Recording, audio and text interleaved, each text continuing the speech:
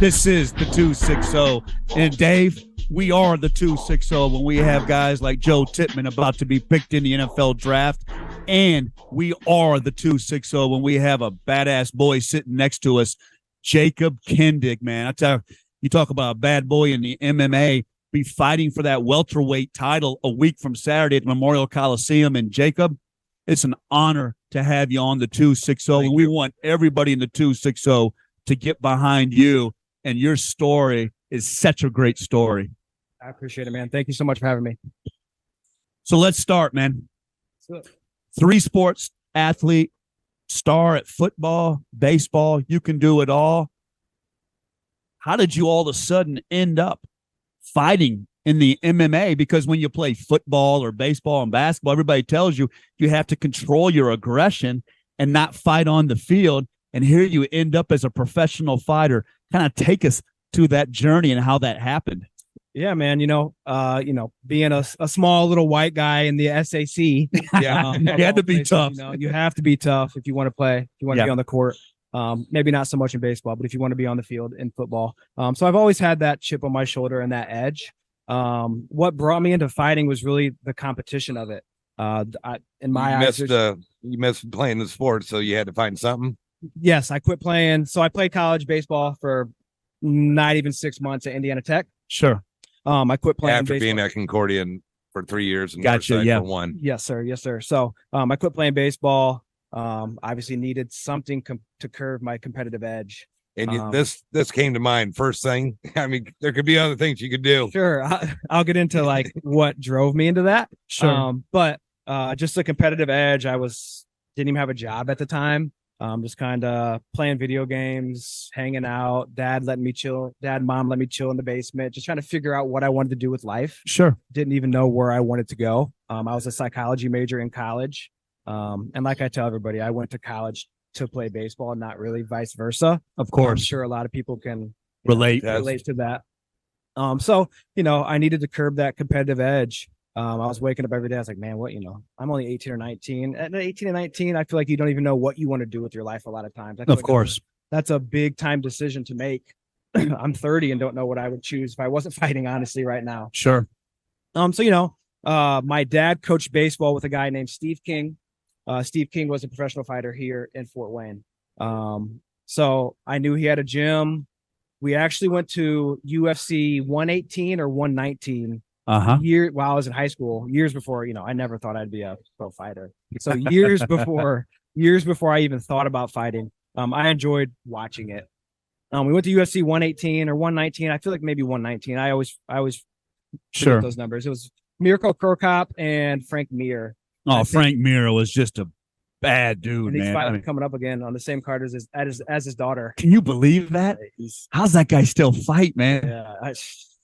I don't know. I don't even know what the promotion is, but he's fighting with his daughter, which is awesome. Which is probably a really cool thing. He ended up only Frank Mir fights in the same card with his daughter, right? That's even in the family. Yeah. Hopefully one day maybe I can fight in the same card as one of my daughters. That would be unbelievable. unbelievable. His third daughter. I know. Congratulations, man. Thank you, man. So none of them have, sparked. 2 of them are the only ones that obviously are old enough to even mention MMA, but sure, it hasn't really sparked them too much yet. They train a little bit, but.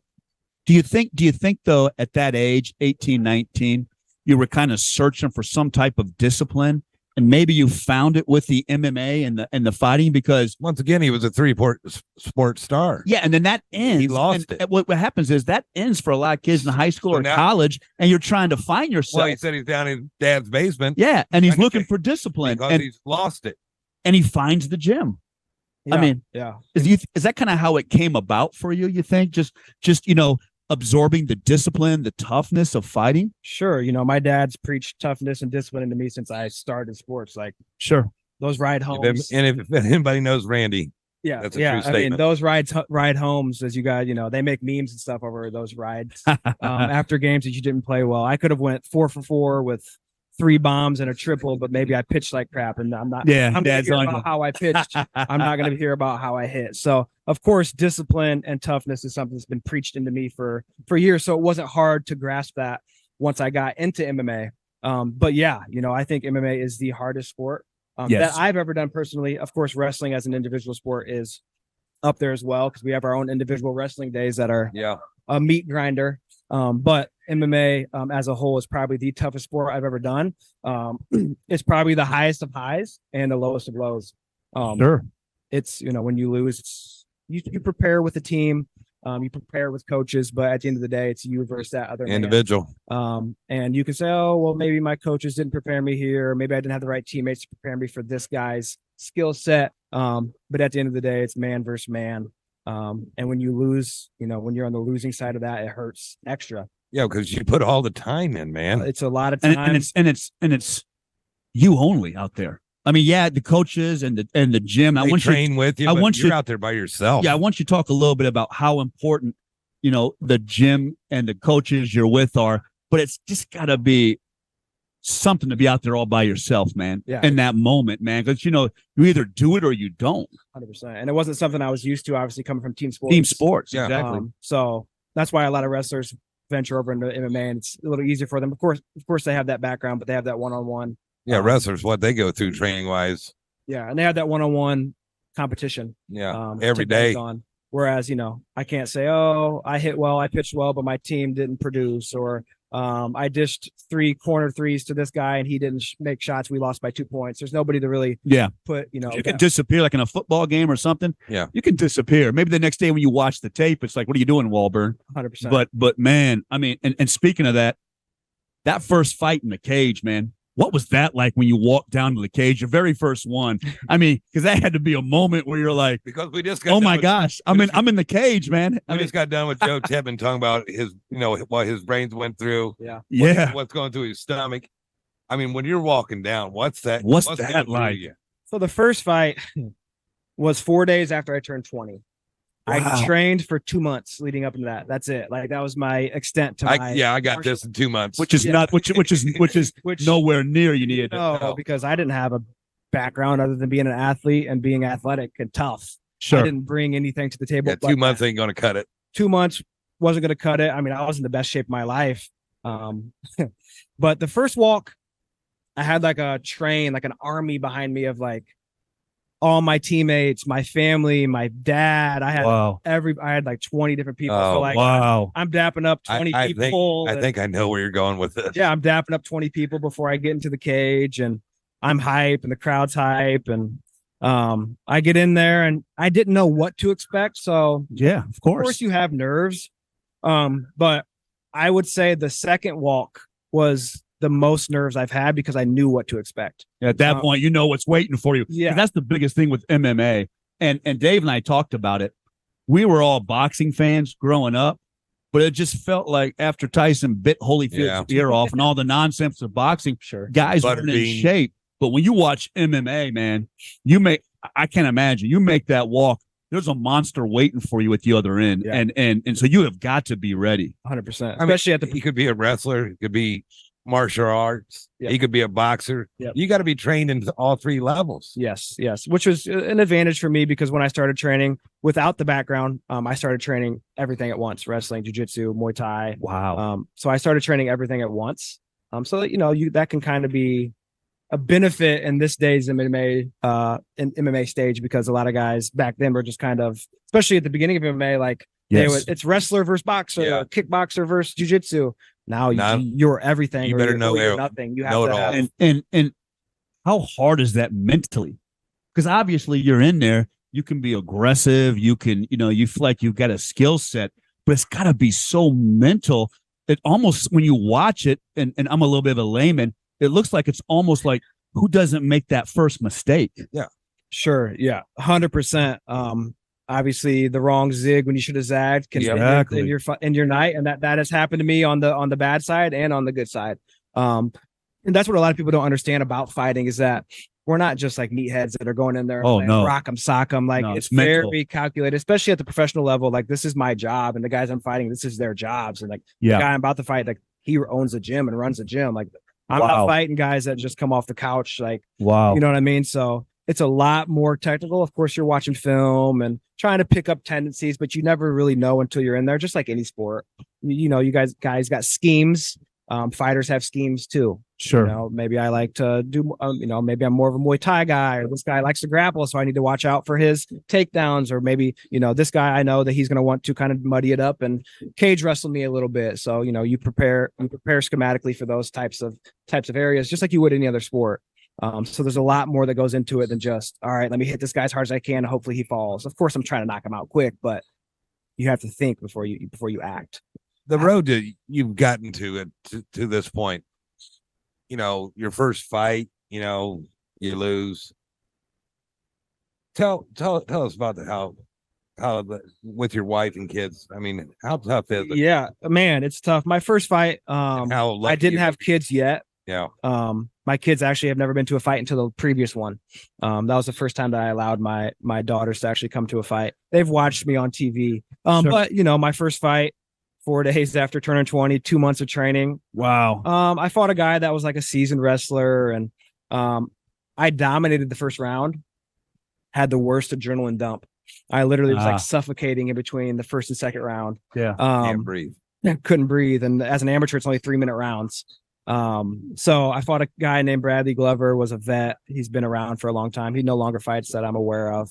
But he was around for a long time.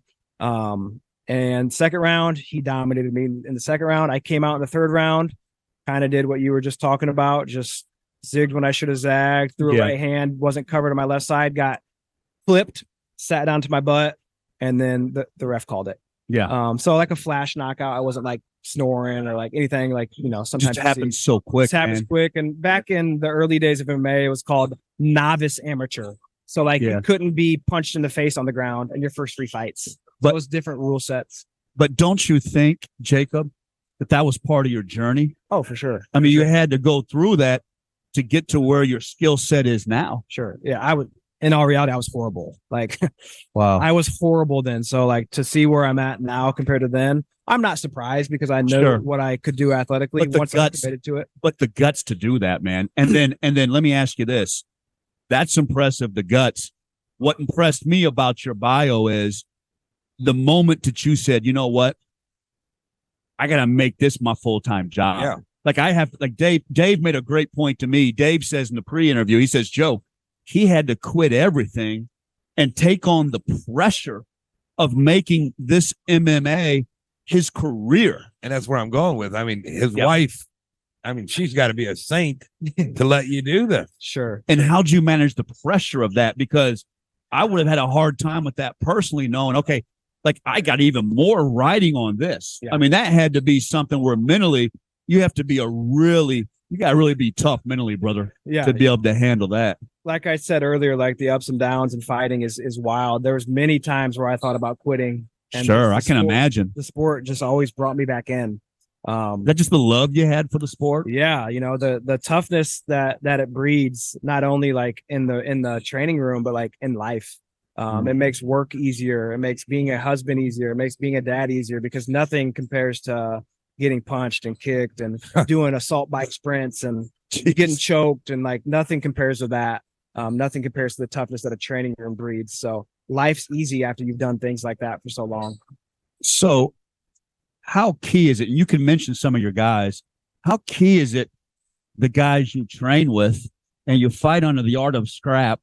But talk about the gym too. I mean, and the talk about Lee preparation brothers for a fight. Exactly. And talk about the Lee brothers and how important those relationships have been for your growth. Yeah, they've been huge. So, like I was saying earlier, I started with Steve King at Kingdom MMA on Calhoun downtown.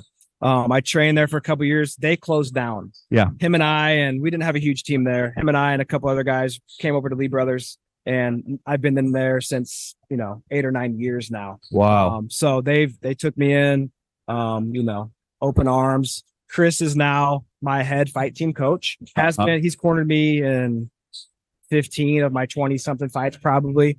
So he's been huge for me. He's our head Muay Thai instructor and our head fight team coach. Wow. Mike Lee, his twin brother, owns Lee Brothers. Got it. And Mike's kind of basically my manager. Wow. So, him and I are very close. We work hand in hand on what fights make sense, what doesn't. He's more of like my brother, like my big brother. Chris and him are more like my big brothers. That I'm the oldest in my family, so I've always been big brother. So they're like the big brothers to me. To me, Jacob, how many fights do you plan on doing in a year? 2, 3, 4? My active years are 3 or 4. Okay. I figured it'd be. Yeah. And how long does it take to prepare properly for a fight? I would say for me, if I'm like not completely unplugged from the gym, a 5 or 6 week camp is plenty. Okay. A lot of our camps are 10 or 12 weeks. Gotcha. Okay. It just depends how unplugged I am from training itself. Basically how out of shape I am at that time. Sure. Usually I'm always like, I work at the gym. So I'm always in the gym, whether it's private lessons or coaching Muay Thai classes. So I'm always active. So I'm always in relatively good shape. So 6 to 8 weeks is ideal for me. Sometimes if I have a fight slated in 6 weeks and it falls through, maybe that camp turns into 12. So like this camp's kind of turned into a 12-week camp because I was going to fight a couple months ago in Portland, Maine, or in Bangor, Maine. Some stuff fell through. That didn't happen. So we just kind of kept on the track, and this camp extended 6 more weeks. And the Lee brothers are so respected in the fight game.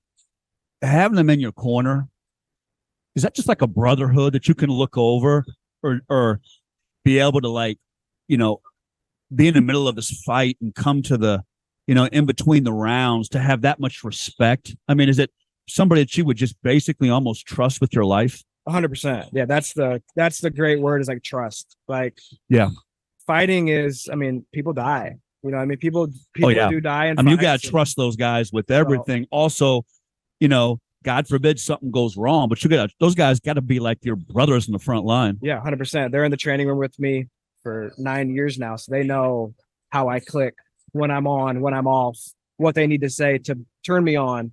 If I'm just, you know, if I'm dominating, they know what to say to just keep me, you know, calm and doing what I'm doing. So I trust them with, you know, like you said, with my life, because my life is at line. Yeah, when I'm in the cage, my life is at line. Like, that guy's trying to hurt me in front of my family and kids. So, and you're trying to hurt him. He's trying to hurt you just as much as he's trying to hurt me. And Dave made a great point in the pre-interview when we were getting ready for this. He says, Joe, it's got to be difficult for you to come down after a fight. I mean, something that intense, brother, where it is just one-on-one. What is it like to try to come down after a fight, to try to maybe level off when you're in something that intense? It's hard. I don't go to sleep till sometimes 3 or 4 in the morning that night, just because I'm just like so amped up. It definitely helps after the fight. Getting pictures with my fans, seeing my kids, seeing my wife, seeing my family. It's became like normal for me now. But that adrenaline just keeps pumping. I go to like the after party and I'm just like still buzzing, and I go home and I'm in bed and I just watch my fight back, or I'm answering messages on social media, or I'm just like, you're just buzzing for like, I don't sleep. I'll go to sleep at 3 a.m. I'll wake up at like 6 or 7. I'm just, it's hard. It is very hard, but it's a great feeling when you win. It's a great feeling. Sure. In all the training that you do, what's your food like? I mean, are you bulking? So I am fighting up a weight class this fight. I usually fight at, I shouldn't say usually, my last fight was at 170, but predominantly in my career I fought at 155, which is lightweight. Is that easier to fight up, not having to cut as much for training? Usually you feel stronger, or yes, like I don't have to like dwindle myself down to stay at a certain spot throughout training. But I did bulk up for this fight because I knew I was fighting up a class. So I was in the mid 190s for this at the beginning of this camp.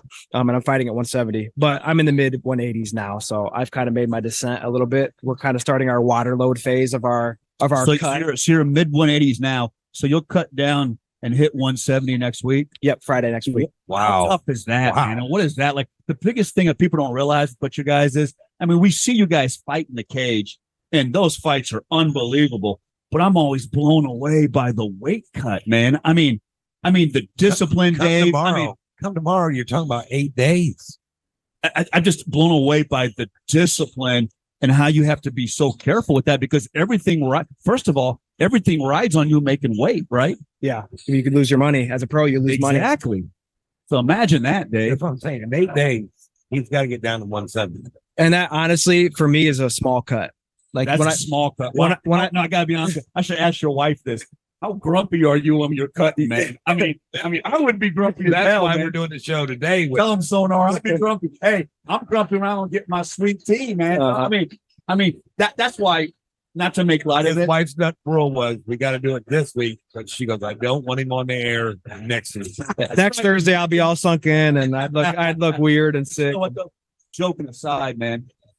To me, that's so impressive, man. And what is that process like for you? And how do you mentally just work through that? So early in my career, I would just cut weight off of like what I read on the internet.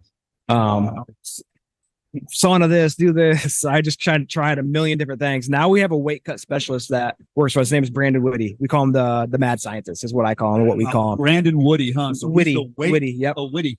The weight cut specialist. Yep. I love that. The stuff we learned, Sonar, on the 260. Yep. A weight cut specialist. Tell us about him, because you know what? He's got to be extremely important for you guys. He's huge. He makes like our shakes, like our post weigh-in shakes. He makes some like pre weight cut drinks. I call it lake water. It's horrible. It's got like stuff like dandelion root and stuff in it that kind of make sure your blood pressure stays high, because it will lower as like your Budweiser, Joe. Oh my God. I hate beer, but Budweiser probably tastes better than this. Wow. So you're going through it now. Okay. You complete your cut. Now, when is the weigh-in? Is it the day before? Day before, yeah. Okay, Friday at 2 p.m. Okay, so Friday at 2 p.m., you weigh in, you make weight. Can you go to McDonald's? What is it like then? I can, but that's not what we use. But what is it like then to power back up? And then how much weight are you able to put back up and feel comfortable on fight night? So we'll do like a dry weight is what he calls it on Monday. And that'll be like our initial weight in the morning. That'll be like what we ideally get back up to. Oh, so that's fascinating, Dave, because I watch these fights and I'm like, okay, what is the natural to get back up to? Because you're going to feel like, oh my gosh, I just took everything out of my body. Yeah. Now I'm powering back up. So that's interesting. So Dave, they have a weight that they identify that you get back up to. Ideally, yes. Ideally. Yeah. Once you're fully back hydrated, it's usually 15 pounds or so. There's been fights where I weighed in at 55 and weighed almost 180. Wow. So it just depends.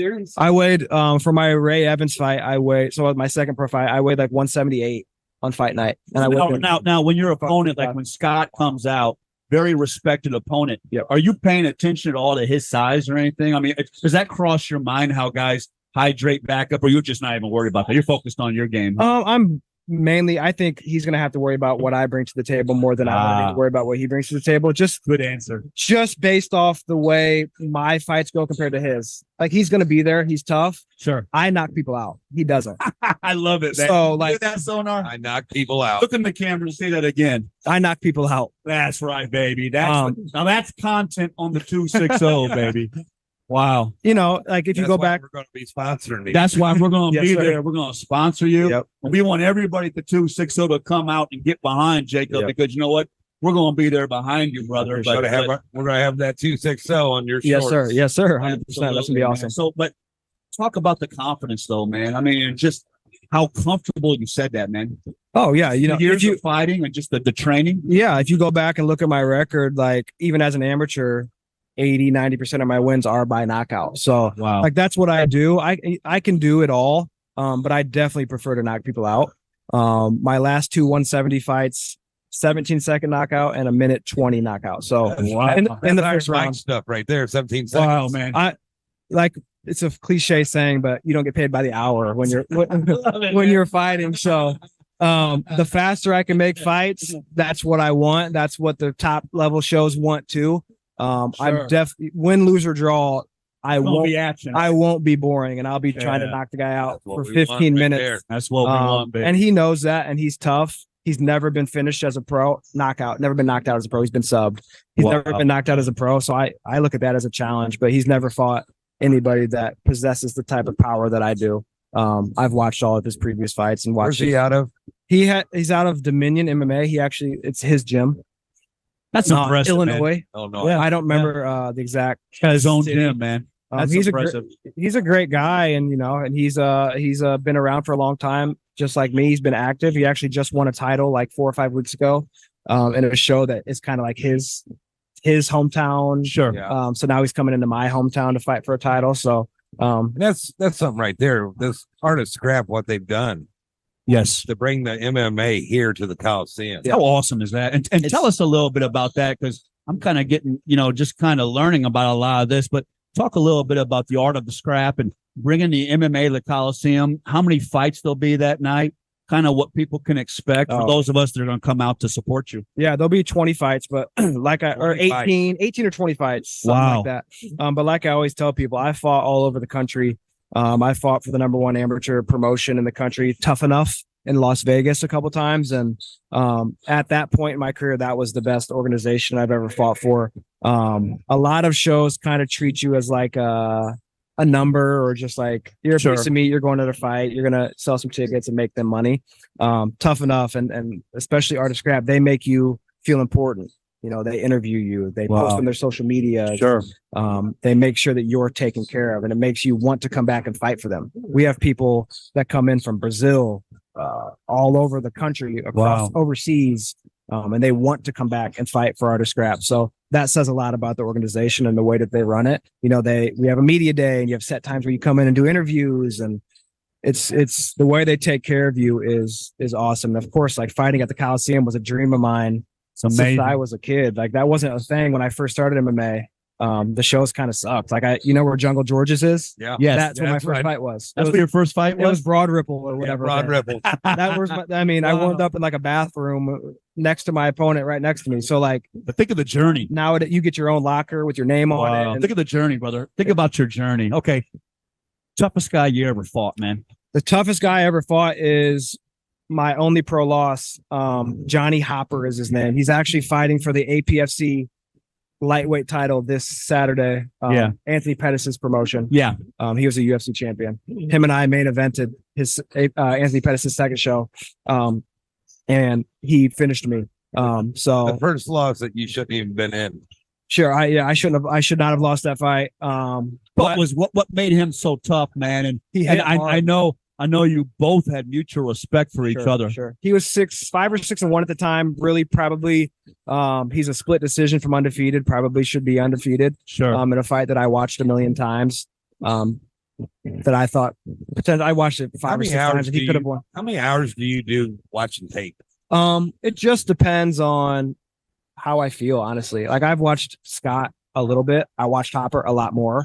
It just depends on how confident I feel when I'm watching. Like, all right, well, like if I see the specific tendencies that I know are going to be there for me to capitalize on, I'm like, all right. But if it's like a guy like Hopper that like implements a lot of different problems, that you have to solve. Obviously, it's like Joe Rogan says, high level problem solving is like what a fight is.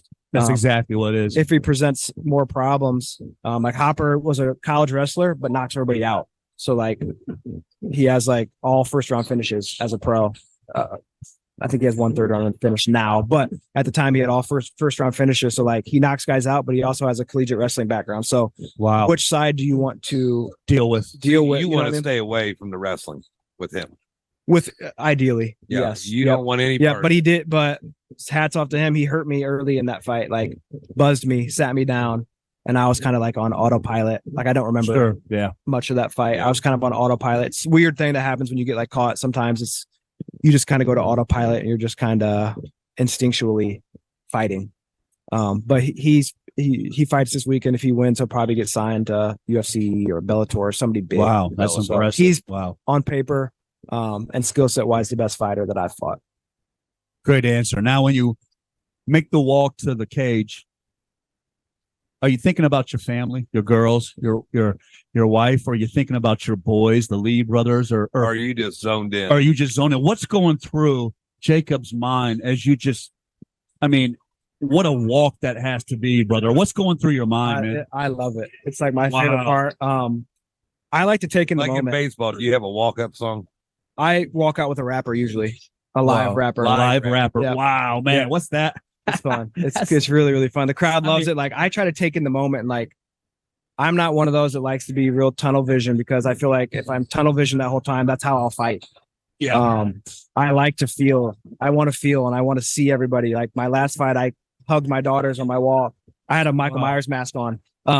Michael Myers mask. But that's awesome. Because the Michael Myers movie had just came out the night before. So like, well, I have to walk out of this. I always I plan my walkouts. Like I plan what I'm going to do. And like, or I'll get also, I mean, you're a fighter, but at this level, being a pro, you have to be an entertainer too, don't you? 100%. Like I tell all the I tell all the young amateurs in the gym, like, you're your own brand. You're your own business, really. Like, marketing. That's why I make cool walkouts, and I have celebrations that I have planned after I knock somebody out. I'm going to do this celebration, like, and I practice them. I feel like all that kind of, like, there's people like, I can't wait to watch your walkout, or I can't wait to see you do the gritty again, or I do like Rock the Baby, like Westbrook, and like people like that stuff. Westbrook commented on one of my posts of me doing Rock the Baby, and oh really? Yeah. Really? So like that kind of stuff catches other people's eyes that the fight might not. So there's a lot of different audiences that I like to hit. Joe, when he wins, he goes and climbs up on top of the. I always climb the cage. Our logo is going to be right there. Absolutely. I always climb the cage too. Like, I'll do some type of dance and then I'll climb the cage. And I usually get I know where my whole family sits, so I usually jump on that part of the cage and say whatever's in my mind at that point. Probably say some cuss words or whatever that's got me hyped up at that moment, just jazzed up. But it's the walkout when they announce me. Like, it's different. You guys will see when they announce my name. I'm always second, of course. But when they announce my name, like, he'll know where he's at.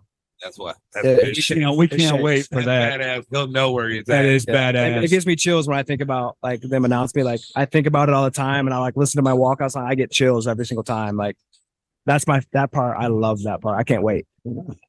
All the fights, all the training, cutting all the weight, the Lee brothers, art of scrap. Right there it is. Look at that right there, man. Look at you on there, man, Jacob. Yes, sir.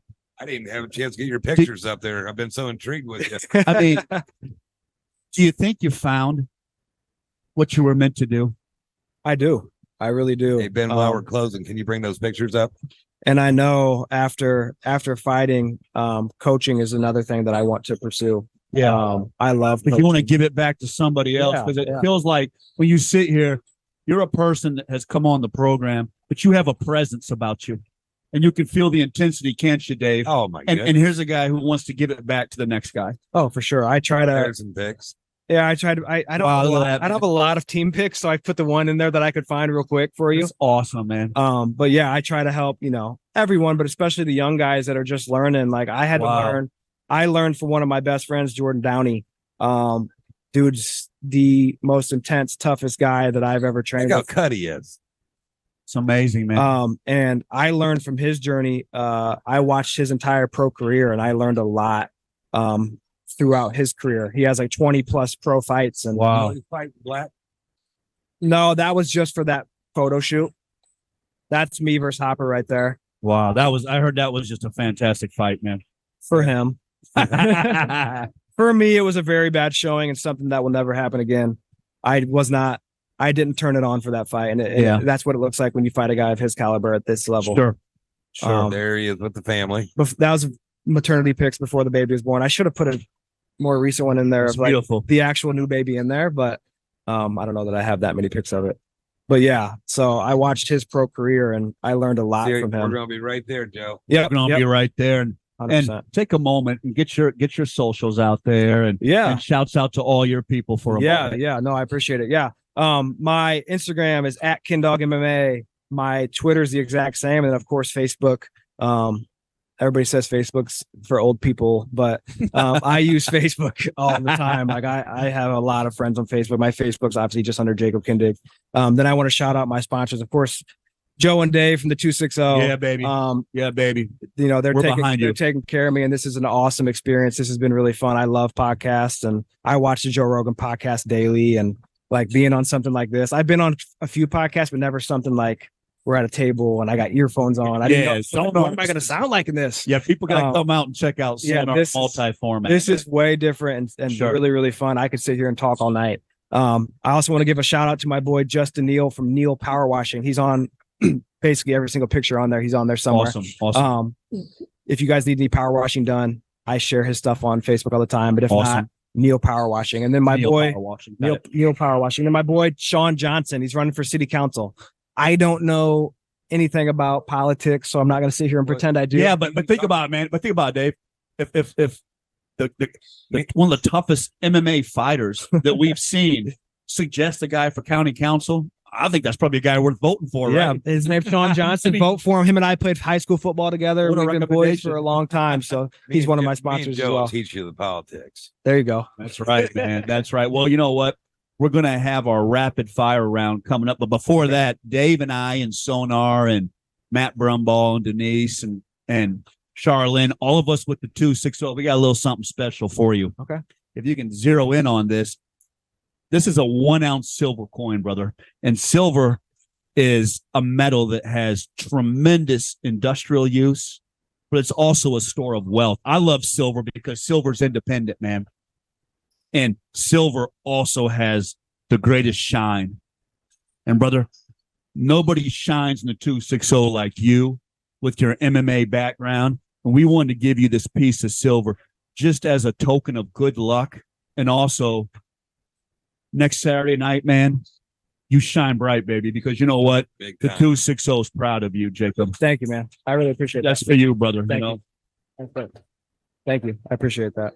Oh, now to the rapid fire. Yep, we have a little fun with our show. Sonar's wife, Crystal, had the brilliant idea of the rapid fires. We always want to send a shout out to Crystal. We'd like to ask you quick questions.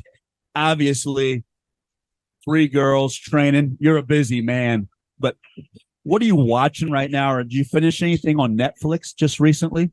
Honestly, I play video games. So like I've been playing MLB The Show, Diamond Dynasty. MLB The Show is my game right now. I'm in a few Madden leagues as well.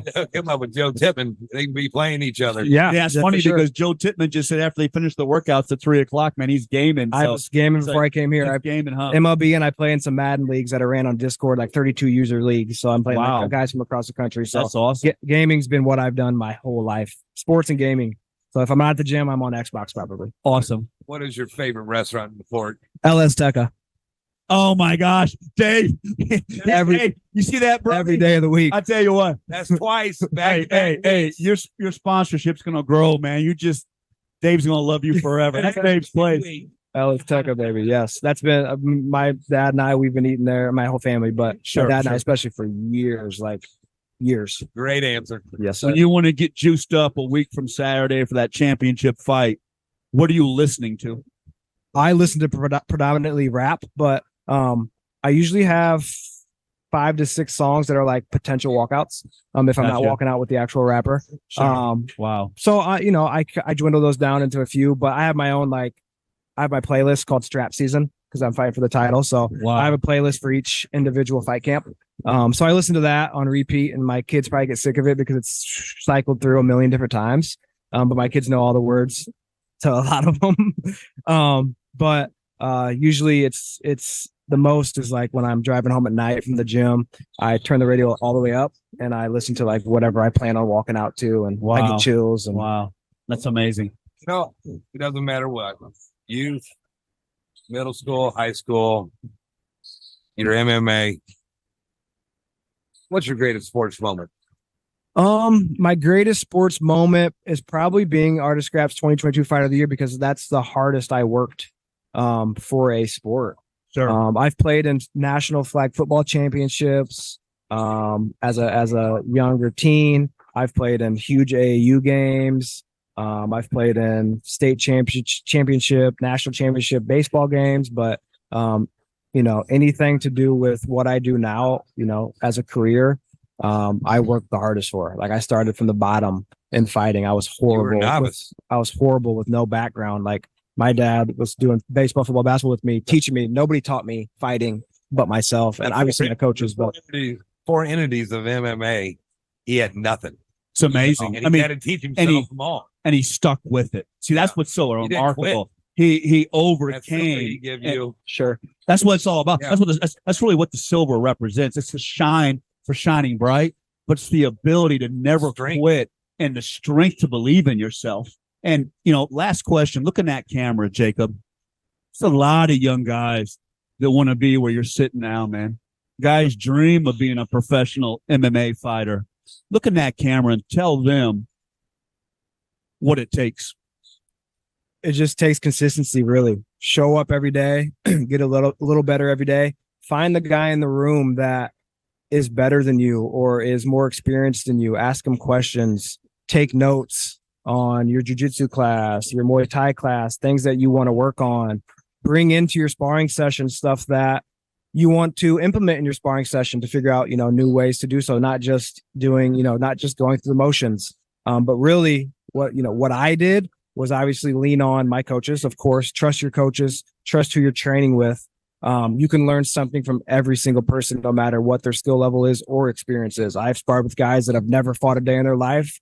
I sparred with one of my main teammates, Ryan McDonald, is a UFC vet, and anywhere in between. And you can learn something or add something to your game in every single round that you take. But finding somebody, I had Jordan Downey as kind of like my road to the show type guy that I followed. And I learned a lot as well. Mike and I together learned a lot through Jordan's road. So I would say he was the biggest catalyst for me. So like finding somebody that is ahead of you, and follow, not necessarily following their footsteps, but following what they did well and fixing what they didn't do well. Impressive. Good luck a week from Saturday night. Thank you. Everybody in the 260 is behind you. I'm proud of you. And there you go, Dave. Jacob Kindig.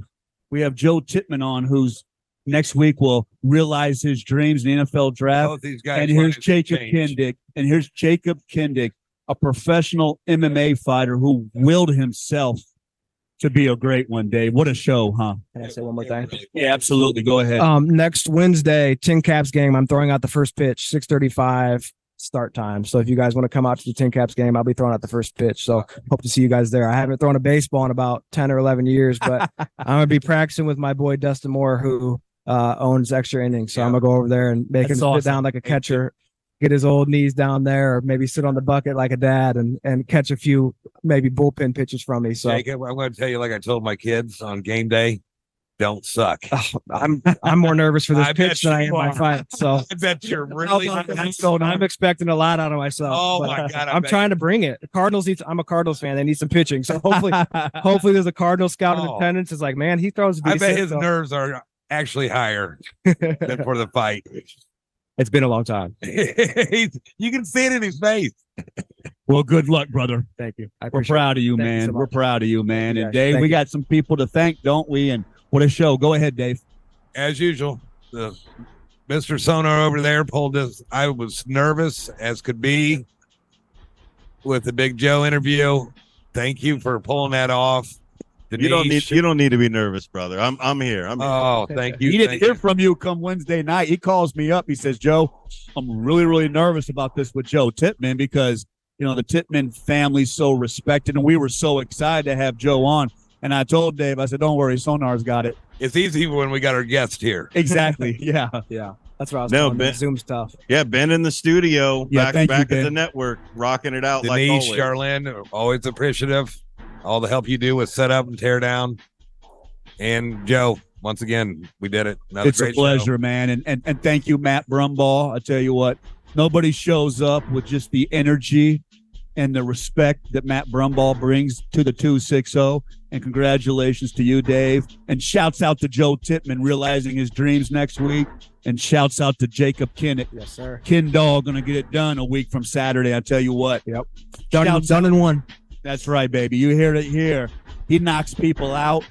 And the 260, we like to knock content out with Sonar. So 7th week, another great show. Another great show. And thank you, everybody. And we are the 260.